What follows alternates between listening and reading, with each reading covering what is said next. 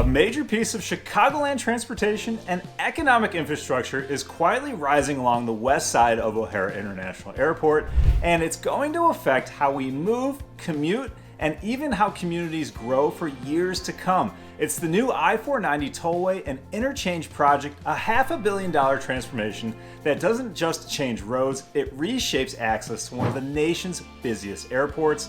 But what exactly is happening, why now, and why should everyday homeowners and commuters pay attention? Let's break it down. Here's the short and long of it. The Illinois Tollway is building a brand new full access interchange connecting the upcoming I-490 Tollway to Illinois Route 390 right along O'Hare's west side. It's a $534 million project that includes roughly 3 miles of mainline roadway, 16 ramps, and 15 bridges, all designed to unlock unprecedented traffic mobility in the region. This isn't just repaving or widening lanes. We're talking about real new infrastructure, multi-layer ramps, bridge structures, and direct connections between major tollways that didn't exist before. And while this specific interchange is costing just over $500 million, it's a core part of a much bigger regional program, the Elgin O'Hare Western Access Initiative, which altogether represents billions of dollars in transportation investment designed to modernize how traffic flows around O'Hare Airport.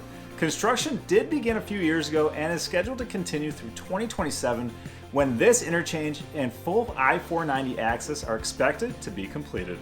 So what does this mean for the locals? First, mobility. Once completed, this network will give drivers a new way to reach O'Hare from the west without having to snake through surface streets or congested local corridors. That means smoother trips for freight traffic, airport workers, people heading to flights, and residents with business on the northwest side. Second, traffic redistribution. Right now, a lot of airport-related vehicles are funneled onto roads that were not built for that volume. This project helps separate local and airport traffic, which over time reduces bottlenecks and improves traffic flow. And let's be honest, anyone who has ever sat through rush hour backups on I-90 or I-294 knows how valuable traffic flow is. Routes that once felt frustrating could eventually feel familiar and manageable instead. All right, here's the big homeowner question. What happens to the nearby homes? Here's the practical part. When infrastructure improves access and connectivity, think shorter commutes, smoother regional travel, and stronger economic activity for this area. We tend to see neighborhoods absolutely thrive. Better access equals more demand, and more demand typically supports stable or rising property values. That's not speculation, that's been a pattern across major transportation upgrades in markets like ours. Now, that doesn't mean your house suddenly shoots up in value tomorrow. These things take some time, but access improvements are a long-term positive signal, especially when they expand options without overwhelming residential streets. So if you're watching this and thinking, okay, how do I stay on top of this project? Here's a quick action list. First and foremost, stay informed. Check tollway construction updates, the local city planning pages, and public meeting notices. These projects will evolve. Second, understand your influence zone. You don't need to live on a tollway to feel the impact. Areas within a shorter commute radius or those that benefit from reduced congestion often see the biggest real-world effects. And third, think long-term. Ask yourself, will this project make day-to-day life easier 5 years from now?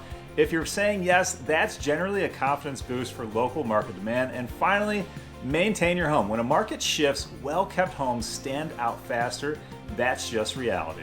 Looking at this from the big picture, I-490 isn't just a road project. It's part of how Chicagoland plans to grow smarter, manage congestion, and stay competitive as the demands on our transportation network increase over time. Improving regional mobility supports jobs, tourism, local business access, and quality of life. That's a big deal, not just for commuters, but for anyone who lives, works, or does business here. So tell me what you think. Is this project worth disruption? Are you excited about better access to O'Hare Airport, or are you more concerned about construction, noise, and traffic during the build-out? Drop your thoughts down in the comments below. I genuinely read them all, and if you want to stay ahead of the biggest infrastructure, transportation, and development stories shaping Chicagoland, hit subscribe, smash that like button, and ring the notification bell so nothing slips by you. Until next time, stay savvy, stay calm, and keep thriving. I'll see you on the next one.